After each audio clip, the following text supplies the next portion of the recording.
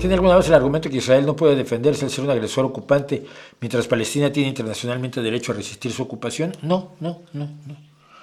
Israel existe legalmente a nivel internacional y por supuesto tiene derecho a defenderse, pero lo que está haciendo no es defenderse.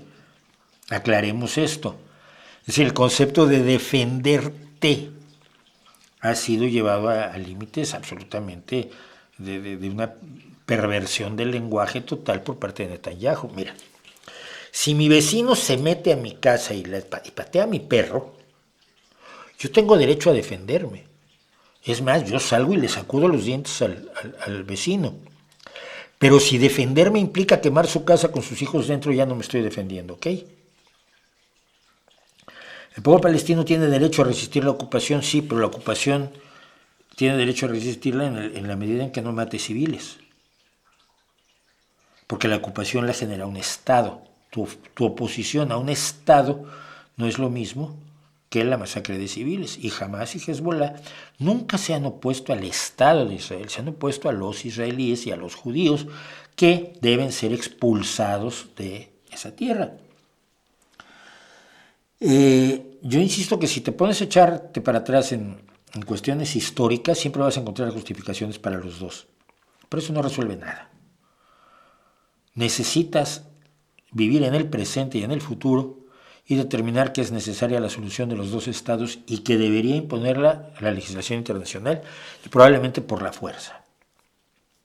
Cosa que en este momento nadie se atreve a hacer con Israel, pero que probablemente la única forma sea estableciendo un cordón sanitario temporal entre los territorios palestinos y los territorios israelíes, fomentar la democracia en los territorios palestinos, echando a un lado a los extremistas islamistas que se han apoderado de la resistencia palestina y establecer la solución de los dos estados. Cualquier otra cosa y cualquier otra explicación, ¿crees que en 1930 ya vivían judíos? Pero es que siempre vivieron israelíes, judíos. No, no es cierto, no vivían, pero sí, pero se llamaba Palestina. Pero sí. Todas esas discusiones no llevan a ningún lado. Es como Zunzunegui hablando de si Ucrania existía o no existía, o si el idioma ucraniano existe o no existe. Cuando dices esas tonterías, dices, o sea, entonces como el idioma ucraniano se parece mucho al ruso, entonces Putin tiene derecho a matar gente en Ucrania. Hombre, no. O sea, son argumentos historicistas que no afectan la realidad de este momento.